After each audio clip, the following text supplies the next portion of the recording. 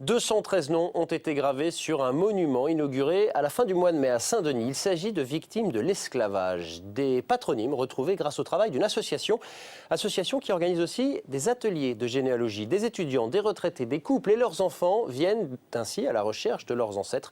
Le reportage est signé Yves Cointe. La première fois qu'elle a lu le nom gravé, Marie-André a eu des frissons. Daisy Richol, 1586. 1586, le numéro de matricule et le nom de son arrière-arrière-arrière-grand-père, Daisy Richol. Je descends directement de l'esclave qui a été affranchi surtout.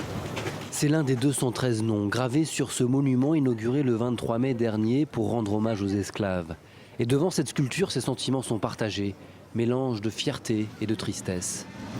Le nom, le numéro, tout ça, ça inclut toute la souffrance qu'ils ont eue, qu'ils ont subie. D'où ils viennent, je ne sais pas, de quelle ville, apparemment, s'ils venaient d'Afrique.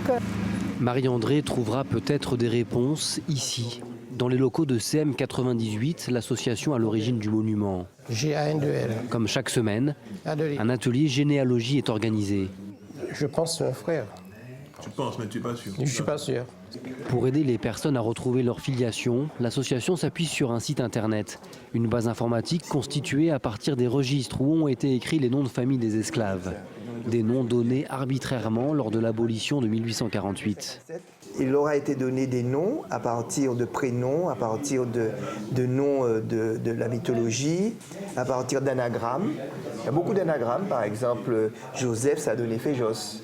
120 000 noms répertoriés, un chantier colossal, guidé par un maître mot, réconciliation. Avant l'esclavage, c'était le combat contre la République française, combat contre les Français.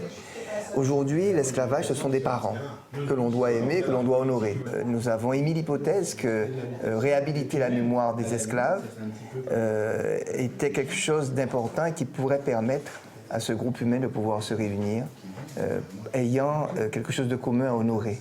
Manière aussi pour certains d'être en paix avec eux-mêmes.